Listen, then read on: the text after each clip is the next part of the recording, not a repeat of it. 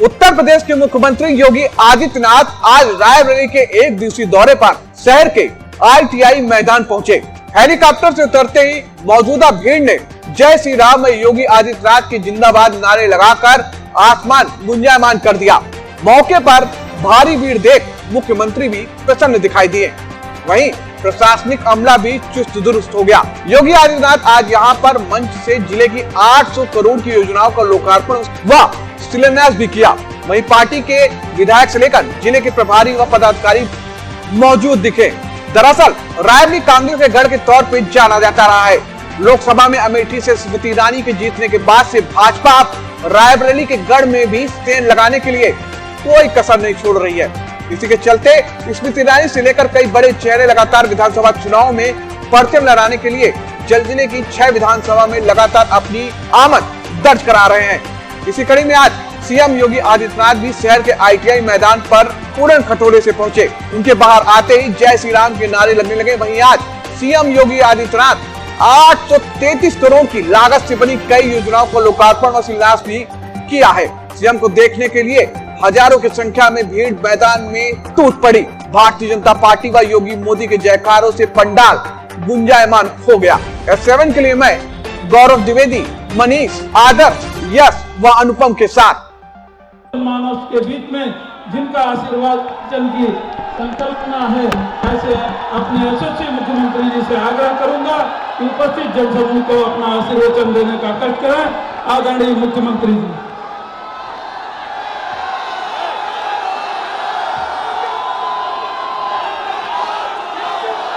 भारत माता की, भारत माता की। भाइयों बहनों, आपकी आवाज मेरी आवाज से कम है। रायबरेली महान स्वतंत्रता संग्राम सेनानी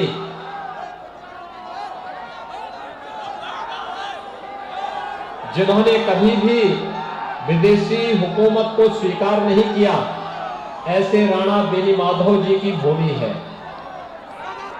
बीरापासी की वीरता को कौन नहीं जानता है, और इसलिए उस आवाज के साथ अपने आप को जोड़ करके मेरे साथ आप बोलेंगे, भारत माता की, भारत माता की, भारत माता की, वंदे वंदे वंदे। मंच पर उपस्थित प्रदेश सरकार में मेरे वरिष्ठ सहयोगी और इस क्षेत्र में जिन्होंने अपने कार्यकाल के दौरान एक बेहतरीन प्रदर्शन किया था, प्रदेश सरकार के श्रम और सेवायोजन मंत्री श्री स्वामी प्रसाद मौर्य जी आज के इस कार्यक्रम में उपस्थित भारतीय जनता पार्टी के जिलाध्यक्ष श्री रामदेव पाल जी, जिला पंचायत के अध्यक्ष श्रीमती रंजना चौधरी जी,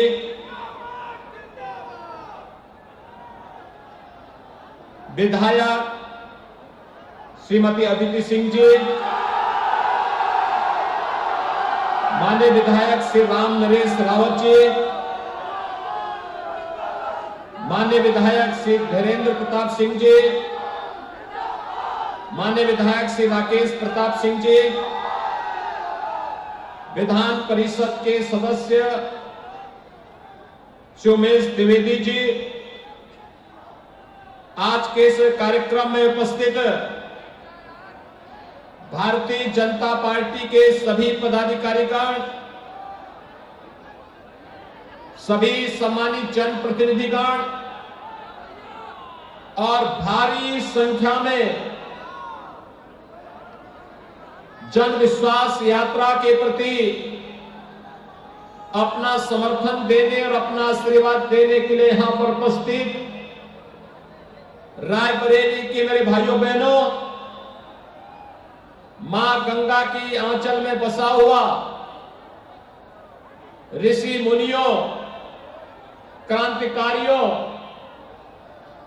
इस भूमि को मैं नमन करते हुए आज ईस्वी सन का 2021 की अंतिम तिथि है।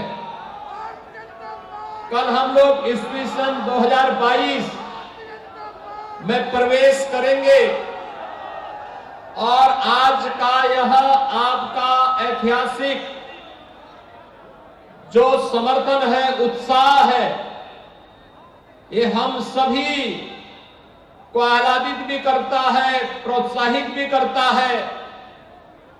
अन्याय अत्याचार के खिलाफ, भ्रष्टाचार के खिलाफ और प्रदेश की सुख और समृद्धि के प्रति एक नए उत्साह और उमंग के साथ आगे बढ़ने के लिए भी प्रेरित करता है। जन विश्वास यात्रा आपके बीच में आ रही है। भाइयों बहनों, आज यहां पर हमारे मंचस्थ जनप्रतिनिधियों के द्वारा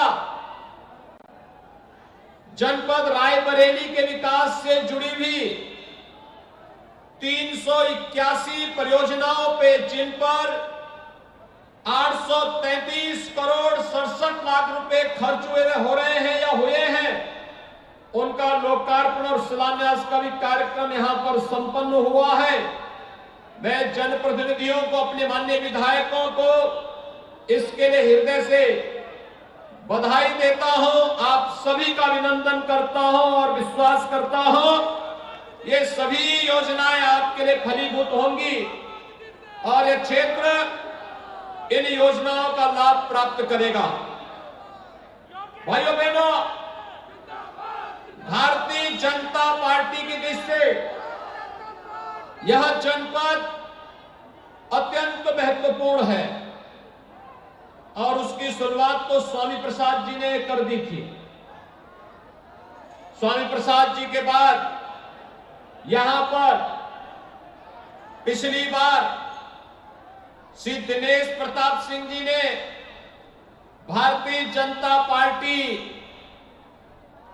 को स्वीकार किया था, भारतीय जनता पार्टी के साथ आए थे और एमएलसी चुनाव के ठीक पहले श्री उमेश द्विवेदी जी ने भी भारतीय जनता पार्टी के साथ जुड़ करके विकास की इस लड़ाई में सहभागी बनने की वचनबद्धता दोहराई थी। आप सबने उन्हें समर्थन दिया। मैं इसके लिए आप सभी मतदाताओं को हृदय से बधाई देता हूं, अभिनंदन करता हूं। भाइयों बहनों, यहां पर रायबरेली सदर से विधायक श्रीमती अदिति सिंह जी ने भी भारतीय जनता पार्टी को स्वीकार किया और आज इस ऐतिहासिक जनसभा में वे स्वयं भी भागीदार बनी हैं। स्वाभाविक रूप से भारतीय जनता पार्टी विकास की दृष्टि से महत्वपूर्ण है और आज वे इस जनसभा में स्वयं मौजूद हैं। इसके साथ ही हरिचंदपुर से विधायक श्री राकेश प्रताप सिंह, आज उनकी औपचारिक घोषणा भारतीय जनता पार्टी की दृष्टि से हो रही है, क्योंकि हमारे प्रदेश के पूर्व अध्यक्ष डॉक्टर लक्ष्मीकांत वाजपेयी जी और भारतीय जनता पार्टी के प्रदेश के उपाध्यक्ष श्री दयाशंकर सिंह जी इसी दृष्टि से आए हैं, लेकिन इनके आने के पहले ही राकेश प्रताप सिंह भाषण देकर के अपनी घोषणा स्वयं ही कर चुके हैं। लेकिन मैं इन सभी का हृदय से स्वागत करता हूं और मैं मानता हूं कि भारतीय जनता पार्टी के इस बृहद परिवार से जुड़ करके कांग्रेस को रायबरेली से भी पूरी तरह उखाड़ने में और देश को जिस स्वच्छ और पारदर्शी सरकार की आवश्यकता यह देश महसूस कर रहा था और मोदी जी ने उस सरकार दी, उस सरकार के साथ भारतीय जनता पार्टी के साथ जुड़ करके रायबरेली के समग्र विकास में, उत्तर प्रदेश के समग्र विकास में ये सभी जनप्रतिनिधि सहभागी बनेंगे। इस विश्वास के साथ मैं आज के इस कार्यक्रम में आप सभी का हृदय से अभिनंदन करता हूं, स्वागत करता हूं। भाइयों बहनों, मैं वास्तव में ये समझ नहीं पा रहा था कि रायबरेली, यहां पे राणा बेनीमाधव जिन्हें कभी भी विदेशी हुकूमत की अधीनता स्वीकार नहीं की थी, वे इसके खिलाफ लड़ते रहे। वीरा पासी के शौर्य और पराक्रम को कोई नहीं भुला सकता, लेकिन उस सब के बावजूद ऐसी कौन सी परिस्थिति आई कि हम लोग कांग्रेस जैसे मरे हुए सांप को गले में डाल करके और उसको ढोने के लिए मजबूर हुए थे। कोई आवश्यकता नहीं थी, ये जानते हुए कि कांग्रेस देश की समस्या है, जनता से जुड़े हुए मुद्दों को नहीं उठाती है। कांग्रेस ने सदैव देश के हितों के साथ कुठाराघात किया है। देश के अंदर आतंकवाद की जड़, देश के अंदर अराजकता की जड़, देश के अंदर उग्रवाद की जड़, देश के अंदर भ्रष्टाचार की जड़, देश के अंदर जातीय दंगे और देश के अंदर भाषाई दंगे कराने का दोषी कोई है तो वह कांग्रेस ही है। और रायबरेली एक तरफ मां गंगा की पूजा होती है, यहां पर अनेक ऋषि मुनियों ने अपनी तप और साधना से इस धरती को पवित्र किया, और दूसरी तरफ यही का समर्थन लेकर के जब ये लोग सरकार बनाते थे तो कहते थे राम और कृष्ण तो हुए ही नहीं है। जो भारत की धरती पर जन्म न लिया हो वह व्यक्ति अगर एक बार कहे तो स्वीकार्य हो सकता है, लेकिन जो भारत की धरती पर जन्म लेकर के भारत की जनता पर शासन करने का दम भरता हो, अगर वह व्यक्ति कहता है कि राम और कृष्ण नहीं हुए हैं तो देश की जनता को बर्दाश्त नहीं करना चाहिए। लेकिन ये अन्याय, ये आस्था के साथ खिलवाड़ होता रहा, ये लगातार होता रहा। याद करिए 2005 में जब राम सेतु को तोड़ने की साजिश रची थी कांग्रेस नेतृत्व की सरकार ने, और उसके बाद सुप्रीम कोर्ट में इन्होंने जो शपथ पत्र दिया था, उस शपथ पत्र में कहा था कि राम और कृष्ण तो मिथक हैं, एक काल्पनिक है, इनका कोई अस्तित्व नहीं है। हमारे प्रभु के अस्तित्व को नकारने वाले लोग इस देश में कैसे शासन कर सकते हैं? राम और कृष्ण के अस्तित्व को न स्वीकार करने वाले लोग आखिर किस मुंह से रायबरेली के लोगों से जन समर्थन मांगने के लिए आते थे?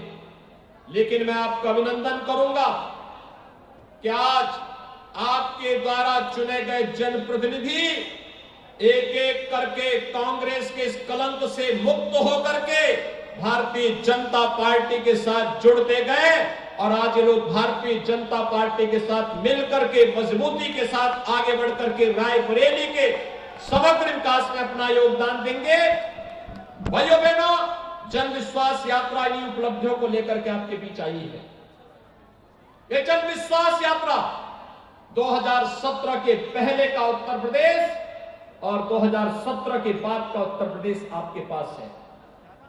आपने 4 दिन 5 दिन पहले देखा होगा कुछ घटनाएं घटित हुई थी उत्तर प्रदेश में। भाइयों बहनों, घटना अचानक नहीं हुई है, कारण थे। 2017 के पहले उत्तर प्रदेश में प्रधानमंत्री आवास योजना में मात्र 18,000 लोगों के लिए मकान स्वीकृत हुए थे, आवंटित नहीं हुए थे। किसी का मकान, एक भी मकान नहीं बना था। और 2017 से अब तक हम प्रदेश में 43 लाख गरीबों को एक एक आवास उपलब्ध करवा चुके हैं। ये 43 लाख गरीबों को एक एक आवास आज जो प्राप्त हुआ है, 2,61,00,000 लोगों को जो शौचालय प्राप्त हुए हैं। भाइयों बहनों, पैसा पहले भी था, लेकिन पहले वो पैसा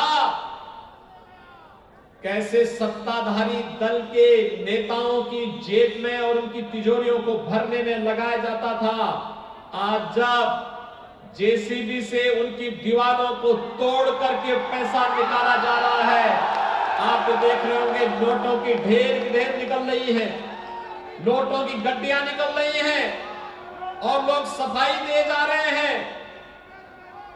समाजवादी इत्र का नारा देने वाले प्रदेश में किस प्रकार का बदबू, भ्रष्टाचार का बदबू फैलाते थे, यह दृश्य भी उत्तर प्रदेश वासियों ने देखा है। और भाइयों बहनों, एक बात और समझ में आई होगी, आप सबने देखा होगा कि 2016 में जब मोदी जी ने नोटबंदी की घोषणा की थी, तब समाजवादी पार्टी इसका विरोध क्यों कर रही थी। अब तो समझ में आ गया होगा, क्योंकि इनके घरों में नोट की गड्डी भरी हुई थी।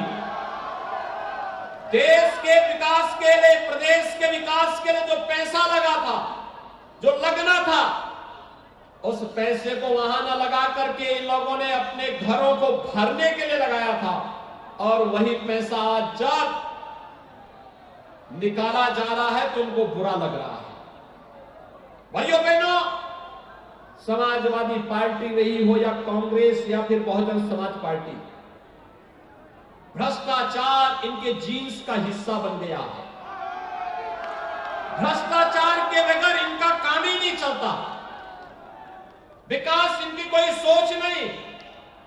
याद करिए 2017 के पहले किसानों की स्थिति क्या थी, युवाओं की स्थिति क्या थी, प्रदेश के अंदर महिलाओं की स्थिति क्या थी,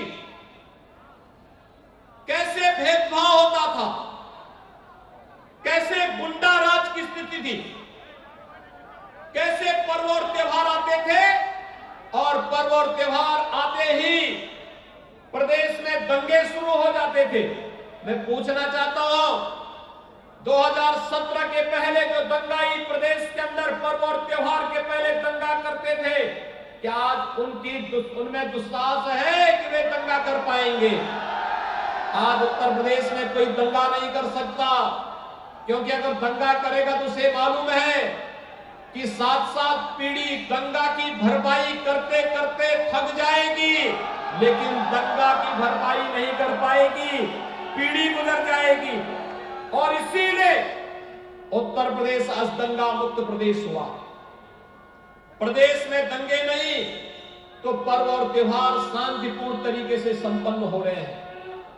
शांतिपूर्ण तरीके से संपन्न होने वाले पर्व और त्योहारों के साथ ही भाइयों बहनों, आज प्रदेश में निवेश हो रहा है, रोजगार का सृजन हो रहा है, विकास की प्रक्रिया के साथ तेजी के साथ उत्तर प्रदेश आगे बढ़ रहा है। और उत्तर प्रदेश भी अब देश और दुनिया के सभी निवेशकों के सामने इस विश्वास के साथ आगे बढ़ रहा है कि उत्तर प्रदेश अब नंबर 1 का प्रदेश बनने की ओर अग्रसर है। देश के अंदर यह जन विश्वास यात्रा उसी नंबर 1 का प्रदेश बनाने के लिए आप सभी का आशीर्वाद प्राप्त करने के लिए आज आपके बीच यहां पर आई है। भाइयों बहनों, 2017 के पहले किसान बदहाल था, आत्महत्या करने के लिए मजबूर था, कर्ज तले दबा हुआ था। 2017 में सरकार बनी, हमारी सरकार ने पहला फैसला किया और वह हमारी सरकार का पहला फैसला था और वह फैसला था 86 लाख किसानों का 36,000 करोड़ रुपए का कर्ज माफी का कार्यक्रम। भाइयों बहनों, कर्ज माफी से लेकर के प्रधानमंत्री किसान सम्मान निधि तक आज जिस प्रकार से किसानों को सम्मानित करके आगे बढ़ाने का कार्य किया, कल 1 जनवरी है और देश के 10 करोड़ किसानों को, उत्तर प्रदेश के 2,54,00,000 किसानों को प्रधानमंत्री मोदी जी के द्वारा प्रधानमंत्री किसान सम्मान निधि की राशि उनके खाते में प्रदान की जाएगी। 2,54,00,000 किसानों के खाते में राशि आएगी कल। ये राशि कांग्रेस भी दे सकती थी, कांग्रेस ने नहीं दिया। बुआ और बबुआ भी दे सकते थे, लेकिन उनके पास कहां फुर्सत थी। किसानों की चिंता करें, इसकी फुर्सत कहां थी। भाइयों बहनों, 2017 के पहले नौकरी निकलती थी और समाजवादी पार्टी की सरकार के समय याद करिए, कोई नौकरी निकली और उस नौकरी के निकलते ही चाचा और भतीजे का गैंग वसूली पे निकल पड़ता था। सभी रिश्ते निकल पड़ते थे। महाभारत के सभी रिश्ते एक साथ वसूली में निकल पड़ते थे और वसूली के साथ सभी भर्तियां होती थी विवादित। न्यायालय लगाता था रोक और रोक लगाने के साथ ही इसके बाद प्रदेश के नौजवान के भविष्य के साथ खिलवाड़ होता था। न जाने कितने नौजवानों के भविष्य के साथ सपा, बसपा, कांग्रेस की सरकारों ने अन्याय किया। लेकिन 2017 के बाद भारतीय जनता पार्टी की सरकार प्रदेश में आई और भाइयों बहनों, सरकार आने के बाद 4.5 लाख नौजवानों को सरकारी नौकरी दी। 1,61,00,000 नौजवानों को प्रदेश में निवेश के माध्यम से रोजगार उपलब्ध करवाने का कार्य किया गया और 60 लाख लोगों को हम लोगों ने प्रदेश के अंदर स्वतः रोजगार के साथ जोड़ने का कार्य भी प्रदेश के अंदर किया। इतना रोजगार, इतनी नौकरी किसी भी सरकार के समय प्रदेश के अंदर नहीं मिली थी। आज प्रदेश के अंदर सर्वत्र शांति और सौहार्द का माहौल है। शासन की योजनाओं का लाभ गरीबों को मिल रहा है, गांवों को मिल रहा है, किसान और नौजवानों को मिल रहा है, बहन और बेटियों को प्राप्त हो रहा है। आज प्रदेश के अंदर सर्वत्र हर व्यक्ति तक शासन की योजनाओं को मजबूती के साथ पहुंचाने का जो कार्यक्रम प्रदेश सरकार का है, केंद्र सरकार का है, वह कार्यक्रम मजबूती के साथ आगे बढ़ रहा है। आपने देखा होगा पिछले 20-22 महीनों से पूरी दुनिया कोरोना महामारी का सामना कर रही है। भाइयों बहनों, कोरोना महामारी, कैसे कोरोना का प्रबंधन होना चाहिए, प्रधानमंत्री मोदी जी के नेतृत्व में उसका कितना बेहतरीन प्रदर्शन किया गया, यह आज किसी से छुपा हुआ नहीं है। आज उत्तर प्रदेश का कोरोना प्रबंधन देश के अंदर सबसे अच्छा, फ्री में टेस्ट, फ्री में उपचार और फ्री में अन्न योजना का लाभ और फ्री में वैक्सीन, सबको वैक्सीन। कितने लोगों ने वैक्सीन लगाई है? सभी लोगों ने वैक्सीन लगा ली है और सभी लोग वैक्सीन लगा लिए हैं। भाइयों बहनों, मैं आप सबका अभिनंदन करूंगा जिन्होंने वैक्सीन लगा दी है। लेकिन मेरी अपील होगी, जो लोग वैक्सीन नहीं लिए हैं वे वैक्सीन जरूर ले लेंगे। ये वैक्सीन कोरोना से बचाव का एक सर्वोत्तम उपाय है, कोरोना का कवच है। कोरोना की तीसरी लहर के बारे में चर्चाएं आ रही हैं, घबराने की आवश्यकता नहीं।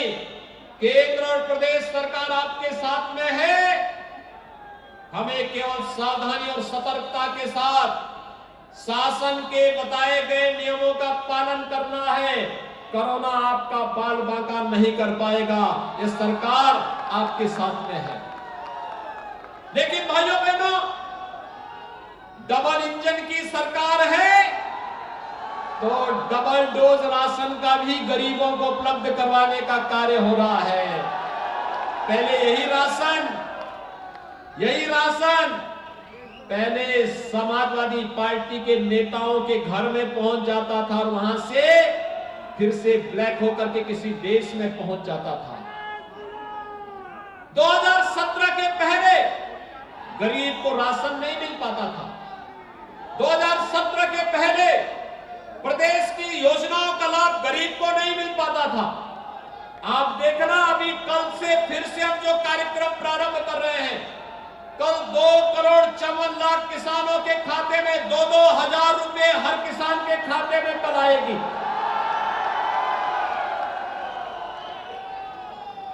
तीन तारीख को यानी 3 जनवरी को लगभग 4.5 करोड़ श्रमिकों के खाते में 1-1 हजार की राशि आएगी। नोट करते रहिए, जो बता रहा हूं। 5 जनवरी को 1 करोड़ निराश्रित महिलाएं, वृद्धजन और दिव्यांग जनों के खाते में 1-1 हजार रुपए की राशि पेंशन की उनके खाते में उपलब्ध करवाएंगे। हमने उनकी पेंशन की राशि को दुगना कर दिया है। उत्तर प्रदेश में सरकार अच्छी चल रही है, तो फिर उस अच्छी सरकार का लाभ गरीब को मिलना चाहिए, विधवा महिलाओं को मिलना चाहिए, वृद्धजनों को मिलना चाहिए, दिव्यांग जनों को मिलना चाहिए। और भाइयों बहनों, कोरोना प्रबंधन में सरकार के कार्यक्रम को मजबूती के साथ लागू करने वाले आंगनबाड़ी, आशा बहनें, एएनएम, इनके मानदेय को भी सरकार ने बढ़ाने का निर्णय लिया है। आज हमने इस बारे में कहा है। आशा बहनों के साथ आज प्रातःकाल ही मेरा कार्यक्रम था और मैंने वहां पर उनके बेहतरीन मानदेय को आगे बढ़ाने की कार्रवाई को आगे बढ़ा दिया है। जो लोग जनता के लिए कार्य करेंगे, सरकार उनके साथ खड़ी होगी। सरकार हर प्रकार की मदद उन्हें देगी।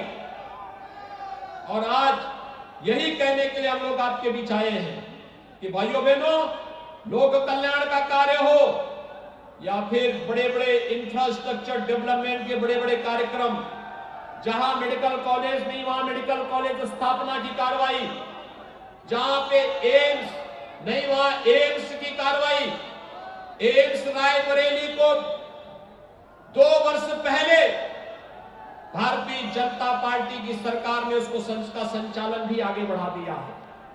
आज कोई समस्या नहीं, समस्या तो देश के लिए कांग्रेस बन गई है, समस्या तो देश के प्रदेश के लिए सपा और बसपा बनी हुई है।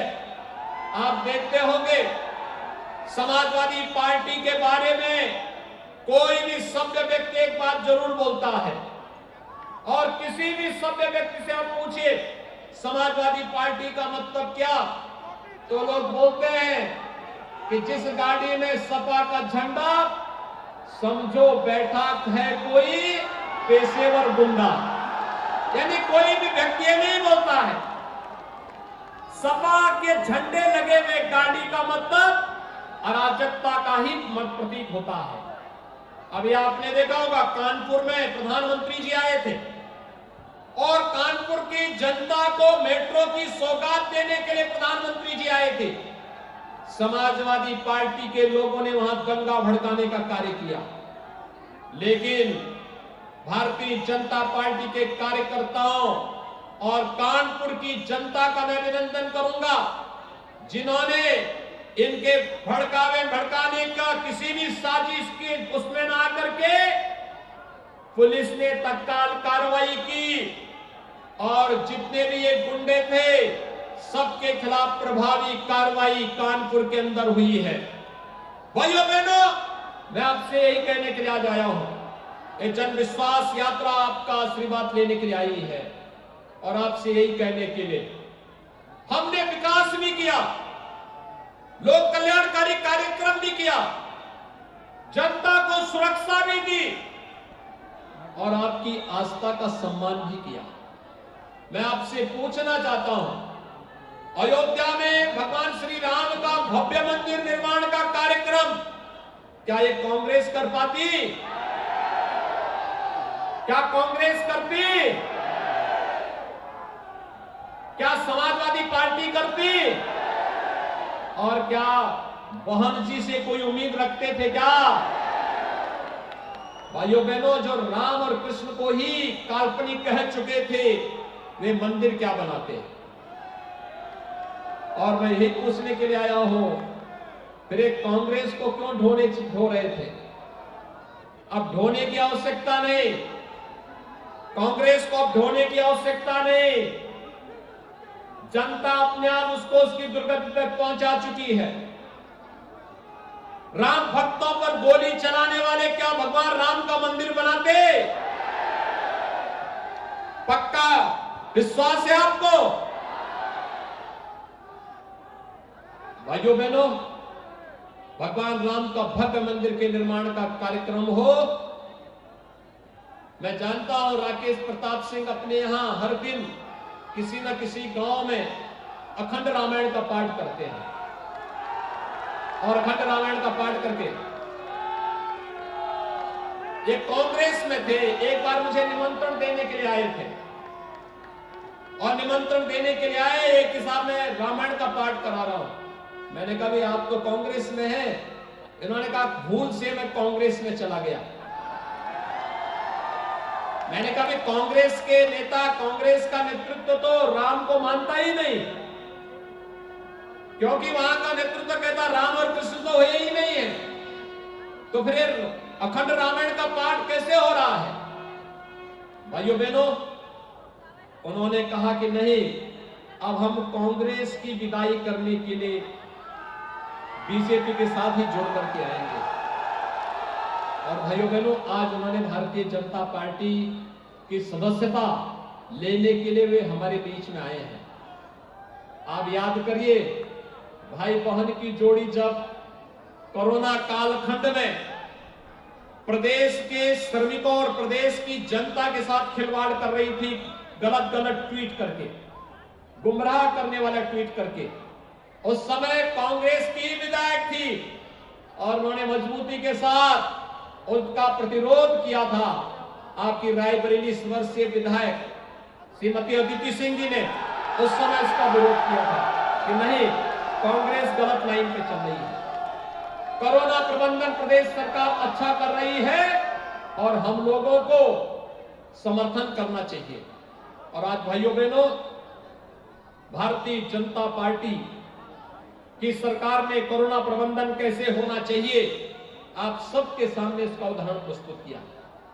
आज चाहे अयोध्या में भगवान राम के भव्य मंदिर के निर्माण का कार्य हो, या फिर काशी में भगवान विश्वनाथ धाम के निर्माण के माध्यम से देश के श्रमिकों के सम्मान को आगे बढ़ाने का कार्यक्रम आपने देखा होगा। एक पहली बार आपने देखा होगा, प्रधानमंत्री मोदी जी ने काशी विश्वनाथ धाम का लोकार्पण किया, और लोकार्पण के साथ भगवान शिव का अभिषेक करने के बाद प्रधानमंत्री जी ने सम्मान किसका किया? पुष्प वर्षा किया श्रमिकों के ऊपर, क्योंकि श्रमिक ही वास्तव में राष्ट्र निर्माता है। और राष्ट्र निर्माण के साथ अपना श्रम लगाने वाले और श्रमिकों का वंदन करने के लिए भाइयों बहनों, आज केंद्र और प्रदेश सरकार पूरी मजबूती के साथ खड़ी है। और मैं आज के इस अवसर पर एक बार फिर से आप सबका आह्वान करूंगा, इतनी भीषण शीतलहरी में इतनी भारी संख्या में आप सभी लोग यहां पर उपस्थित हुए, जन विश्वास यात्रा का अपार समर्थन आपने यहां पर मुझे दिया है, और जन विश्वास यात्रा के माध्यम से आपने संकल्प लिया है कि रायबरेली की सभी 6 सीटों पर भारतीय जनता पार्टी का परचम लहराने का कार्य आप करेंगे। तो सभी लोग तैयार हैं? सभी लोग अपना दोनों हाथ उठा करके मुझे यहाँ पर अपना समर्थन के साथ मुझे बताइए। इधर उधर सभी लोग, सड़क के उस पार भी जितने लोग हैं सभी लोग मुझे बताइए, क्या आप सभी लोग तैयार हैं? भारतीय जनता पार्टी को अपना समर्थन देंगे? विधानसभा चुनाव 2022 में विकास के लिए आप सभी लोग वोट देंगे? दोनों हाथ उठा करके फिर मेरे साथ बोलेंगे, भारत माता की, भारत माता की, भारत माता की।